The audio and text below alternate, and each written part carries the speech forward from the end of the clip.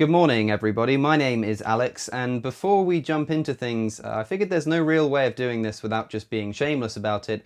I'm now selling merchandise. That's right, so at long last, if you want to buy a t-shirt with my logo on it for some reason that I'll never quite understand, or perhaps a mug, or maybe if you're feeling especially adventurous, this Build the Wall Between Church and State t-shirt, well, now you can. The link will of course be in the description, and you can kill two birds with one stone because you can support the channel whilst repping the channel.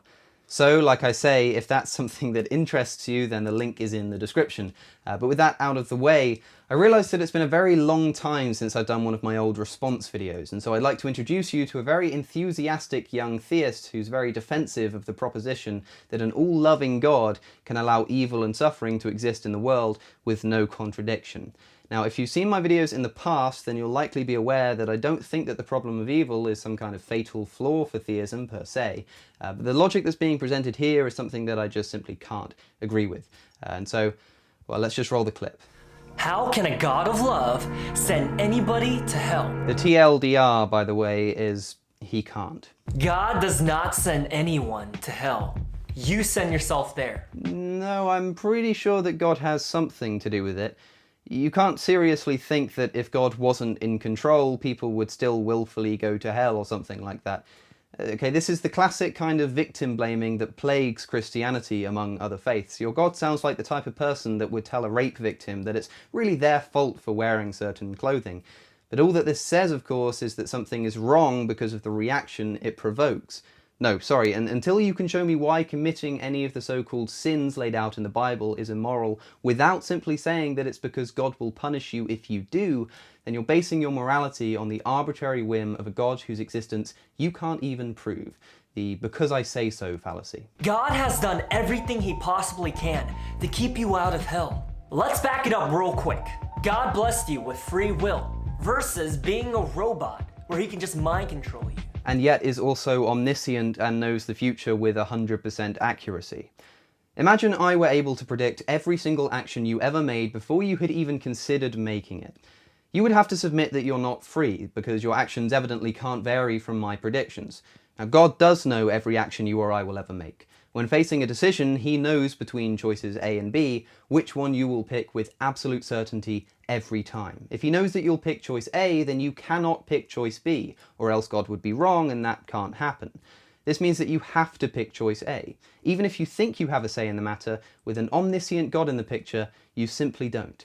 To say that your omniscient God gave us free will, in other words, is a paradox. I mean, let's think about it. Imagine with me if I had a wife. What if I mind controlled her to love me, to hug me, and forced her to go on dates with me? Would that be real love? No, absolutely not. Thanks, Billy. Thanks for the answer. Well look, Bruce Almighty, sure, that wouldn't be true love and therefore would be meaningless, but I don't think it's exactly fair to compare marital love with the love of God. In fact, I think it serves as somewhat of a disservice to him. Love me! There are some people in the world whom I love and some whom I don't. Now, I don't technically believe in free will, but working on your grounds, you're saying that the reason that this occurs is because I have the freedom to love them or to not love them. But that's not exactly the case. We don't choose to fall in love. When was the last time you used your free will to love somebody? It's out of our control. It's much more to do with the free will of the recipient of my love. Are they lovable enough? Of course, nobody's perfect, but we all have our own visions of what makes a person perfect enough for us to love. God, however, possesses the ability to be perfectly lovable to all, and is perfect himself. That is to say, if the specific God that you describe did exist, everybody would unhesitatingly love him. Again, we don't decide who to love, it's just something that happens when someone is lovable enough. And if God is perfectly lovable, then if he existed, everybody would love him without the need for this kind of coercion. The reason people don't love God isn't because of free will. It isn't because they know that he exists and freely choose to reject him. It's just because they don't think this God exists at all, or have some different vision of him than you do. If there is a perfectly lovable God out there, as you claim, then it wouldn't infringe upon anybody's free will to just make himself known. We could still then decide whether to accept or reject him, but until he does that, it's his fault that I don't love him, not mine. Also, you say that forcing someone to love you isn't real love. Pardon me, but I think that the threat of eternal hellfire is pretty much equivalent to the use of force, don't you? It's like me saying, if you don't give me 500 press-ups right now, I'll shoot you in the head with a handgun. But, I mean, it's your choice, of course, because I'm so loving.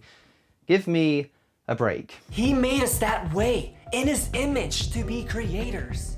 How awesome is that? Well, depending on the God, it might not be all too awesome at all. So God ultimately gives us the freedom of choice through free will to accept him or reject him. Well, I'm afraid this doesn't seem to be the case. An omniscient God knows exactly what would convince me of his existence, and he knows exactly what would convince me of the opposite. And being omnipotent, he's either willfully retaining information from me that would make me believe and eventually lead me to eternal punishment, which quite frankly makes him evil, or he just doesn't care, in which case, I don't either. So yeah, God gives you the power to deny him and to accept the consequences. Yep, so did Stalin. So with that said, when we choose through our free will to love God, it is real, genuine, and sincere love. Okay, I hear you, Becky. Let's bring it back to the topic of this video. Why is there a hell? Well, I'm glad you asked, Becky. The Bible tells us that God designed hell for Lucifer and his fallen angels. So through the Bible, we know that God prepared hell for Lucifer and his fallen angels that rebelled against him. And as such, the consequence of sin is hell. If you commit sin, you go to hell, just like Lucifer. Okay, but what are you defining as sin? What crime do you think is worthy of eternal punishment?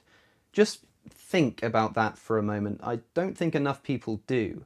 This isn't some kind of extended prison sentence. This is eternity. It may seem like some of the worst of our species deserve such a wretched fate, and you're welcome to that opinion, but perhaps you may choose to look to Exodus 21:24 for guidance. Eye for eye, tooth for tooth, hand for hand, foot for foot, it goes on. I ask you again, what crime is worthy of eternal punishment? To profane against God is a sin. Are you going to tell me with a straight face that if I curse God when I stub my toe, that I should burn until the end of time? No crime is fitting of such a fate. No crime. As much as we may feel that certain criminals deserve something pretty close, there is absolutely nothing that can justify the eternal factor of this draconian punishment. However, there is some good news to all of this. Well, hey, I thought it was all good news. Through Jesus Christ, a pardon is issued if you believe in him as your Lord and Savior and repent of your sins. Seems reasonable. Again, I'm reminded that God seems to have neglected to prove to me that Jesus existed at all and was his son on earth. Instead, he simply warns me that if I don't believe this to be true, which, by the way, isn't a choice, as you don't choose what to believe, I'll be condemned to eternal suffering. I actually think this makes things worse, being sent to hell for not accepting Jesus' divinity on the basis of ancient Jewish scribbles. At least before we were talking about being punished for something you do, now we're talking about being punished for something you don't do. So what I'm saying is, if you accept Jesus Christ into your heart, you're going to heaven. Okay, for all the countless times that I've heard this excruciating maxim, I still don't get what it means. Accept him into my heart. How does that actually work? It's a meaningless phrase. It's not like I'm fighting some incredible urge to love Jesus that's festering inside of me and I just need to let it happen. I simply do not believe in his preachings. I could tell you to accept the Buddha into your heart, but what does that really mean? It's not something you can just do. It takes convincing, on grounds that God is surely aware of. And I have to say, if me stumbling across your video is due to some kind of divine intervention and constitutes his best efforts to change my heart, well, I don't know if he's taking this very seriously. However, those that refuse God's offer of forgiveness will suffer the same destination of hell with Lucifer and the other fallen angels. Hey, you know, according to my religion, wearing a white button shirt is a mortal sin. I'm afraid I'm gonna have to slit your throat for it. But don't worry, if you'll just apologize for wearing one and never do so again, we can forget all about it. Oh, and it has to be genuine. You have to be genuinely sorry that you dared to wear a white shirt, or I will murder you. But just say sorry and I won't, because I'm just so incredibly compassionate. Through the Bible, we know that God is kind and loving. Well, yeah, of course it would say that he's loving and kind in the Bible. He basically wrote the damn thing. I don't think God would have given the stamp of divine approval for scripture that said he was an arsehole, now would he? It's just a shame that he couldn't hide his true nature through his asshole actions. God judges between the morality of what is right and wrong. Or we'd have mortal men running around dictating what is correct and not. Yeah, like priests and pastors and bishops and the Pope and Jesus. But anyways, to get back on topic, the cost of sin is hell. Short and simple. And this pretty much sums it up for me. Obey my morally outrageous and contradictory demands or suffer for eternity. Sounds like the spewings of the most vile and capricious dictator. Now the rest of this video is just more calls to accept Jesus and examples of free will, but this argument neatly displays how easy it is to make it sound like hell is a rational concept and that some people are actually deserving of it. But step back, look at this for what it really is. Barbarism, unrelenting savagery, willful condemnation, thought crime. Now look at your God for what he really is. Well, I trust you can reach your own conclusion on that front. I've been Alex O'Connor, or Cosmic Skeptic. You can find me on social media here. Another reminder, if you want to buy my t-shirts and other merchandise, the link is in the description. I want to thank you for watching. I hope you had a fantastic Eid, and I'll see you in the next one.